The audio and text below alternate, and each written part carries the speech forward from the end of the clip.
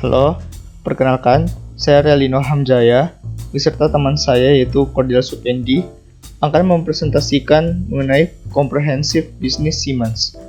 Sebelum itu, saya akan menjelaskan sedikit mengenai perusahaan Siemens.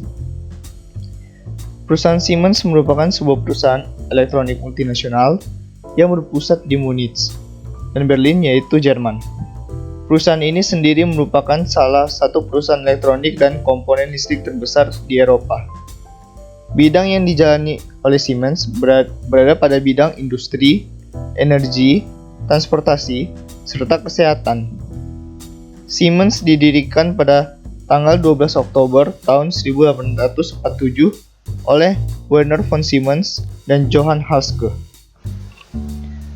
Situasi yang dihadapi sekarang, Siemens membagi divisinya, sehingga menimbulkan masalah baru.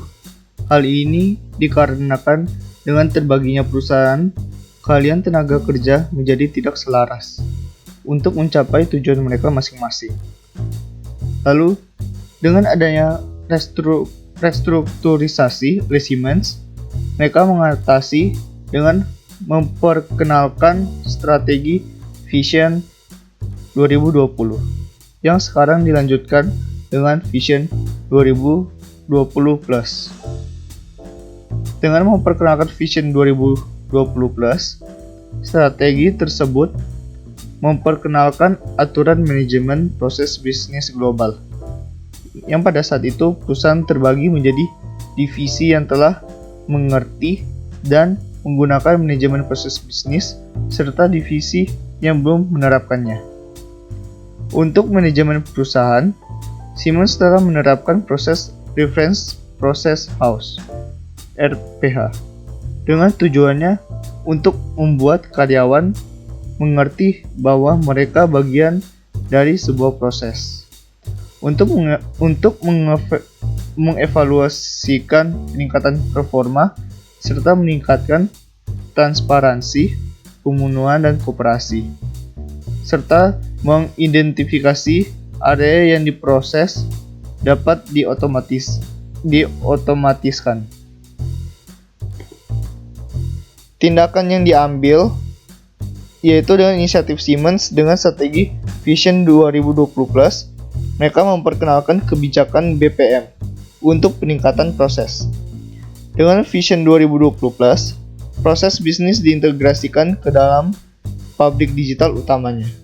Sedangkan divisi energi akan dibagi menjadi teknologi bangunan dan divisi daya dan gas.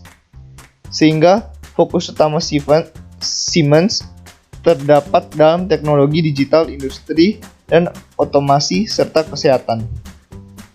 Mr. Kaiser juga telah melakukan pemisahan divisi yakni divisi kesehatan dan tenaga angin, serta merger bisnis kereta api. Secara gak langsung, grup ini telah bergerak menuju struktur holding.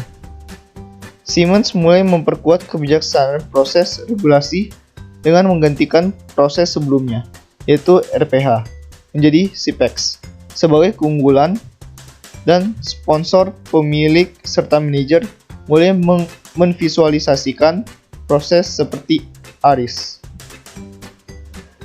Sehingga hasil yang dicapai, strategi yang diterapkan oleh Mr. Kaiser terbukti bagus, karena dengan melepaskan bagian dari Siemens ke dalam kebebasan wirausaha, membuat mereka terbebas dari perusahaan induk, dan apabila ikon Siemens terpecah, maka akan menimbulkan kemarahan publik serta politik. Setelah menerapkan Vision 2020+, perusahaan mulai menunjukkan kemajuan yang baik. Mereka sekarang dalam fase transformasi. Ketika mereka sudah selesai, Siemens bisa berfokus pada sektornya sendiri. Selanjutnya akan dilanjutkan oleh rekan saya. Pelajaran yang dapat diambil dari kasus kali ini adalah sebagai berikut. Yang pertama adalah banyaknya divisi tidak membuat sebuah proses dapat berjalan lebih efektif, melainkan jumlah divisi yang terlalu banyak mungkin dapat memiliki efek yang negatif terhadap efektivitas suatu proses.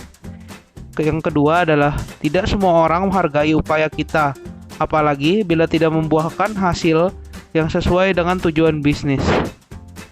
Lalu, upaya yang baik pun tidak menjamin penghargaan maupun kerjasama. Dan terakhir, faktor yang paling penting dalam proses bisnis, tetaplah menjadi sebuah sponsor yang mau untuk menyediakan dana dan sumber daya agar proses dapat dilakukan dengan baik. Berikut adalah proses bisnis yang kami gambarkan, yaitu proses survei kepuasan pelanggan yang dilakukan oleh Siemens.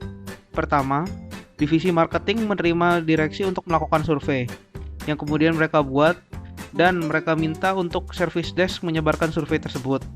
Setelah survei tersebut disebarkan, hasil dari survei tersebut dikembalikan kepada divisi marketing, yang kemudian memproses data survei tersebut dan membuat laporan tindakan preventif dan korektif, diketahui juga sebagai CAP dan PAP, yang kemudian dikirim ke divisi operasional, yang kemudian menggunakan laporan tersebut untuk melaksanakan operasional perusahaan.